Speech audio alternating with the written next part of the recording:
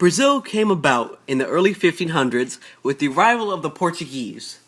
During the first 300 years or so of Brazilian colonial history, the economic exploitation of the territory was based on Brazil wood extraction, sugar production, and on gold and diamond mining.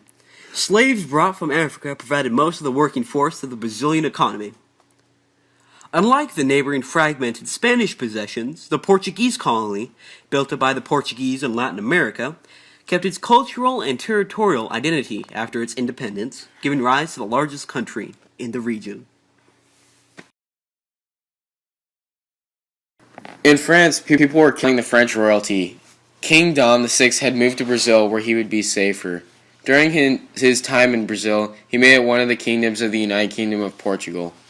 In 1815, he appointed his son, the prince, giving him the authority to govern Brazil in the case that the king left or had died.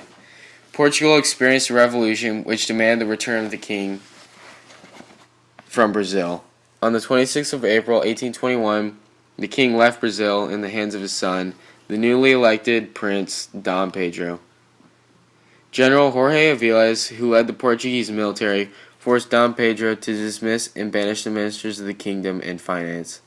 These men both had been loyal to Dom, and the prince was left feeling helpless and humiliated as he was manipulated by Aviles Pedro, who was also ordered to go back to Europe. And his loyalty shifted from Portugal to Brazil. Pedro said, "Hail to the independence, to freedom, and to the separation of Brazil. For my blood, my honor, my God, and I swear to give Brazil freedom, independence, or death." And this started the Brazilian independence.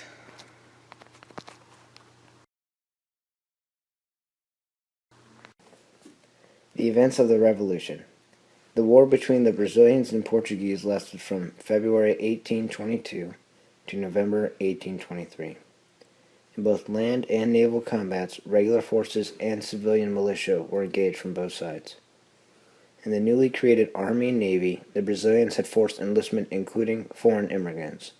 They had also made use of slaves and militias, as well as freeing slaves to enlist them in the Army and Navy. The land and naval combats covered the territories of Bahia, Cisplatina, Rio de Janeiro, and several other small battle sites. In 1822, fights between militias broke out in the streets of the main cities of the territories.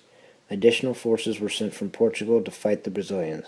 The Portuguese forces had neutralized the homeborn militants in some cities like Salvador, Montevideo, and San Luis, but failed to defeat the militias in most cities or the guerrilla forces in the countryside.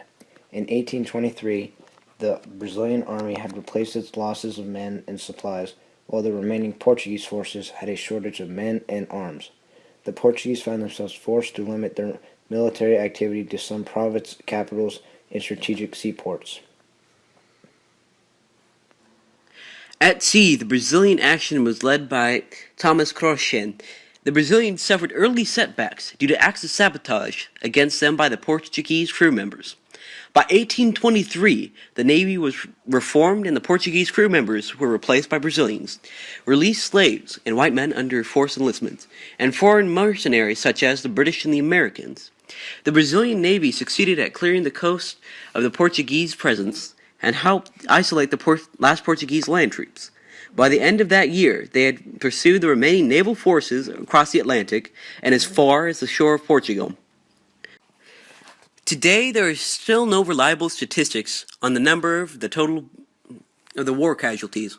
However, based upon historical registration and contemporary records of some battles in this war, as well as upon the admitted numbers in similar fights that happened in these times around the globe, and considering how long the Brazilian Independence War lasted, approximately 22 months, estimates of all killed in action on both sides are placed from around 5,700 to 6,200 people.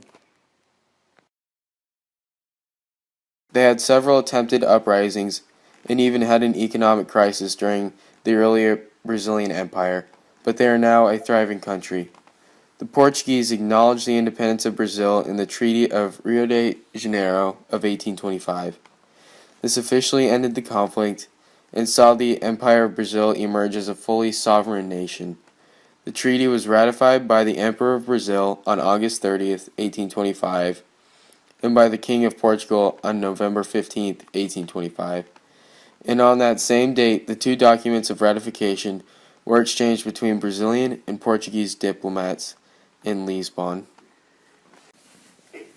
With the loss of its only territory in the Americas and a significant portion of its income, Portugal quickly turned its attention to the increasing commercial productivity of its various African and other port cities in the Indian Ocean. Portugal has since removed its roots from Africa and is now only in Europe.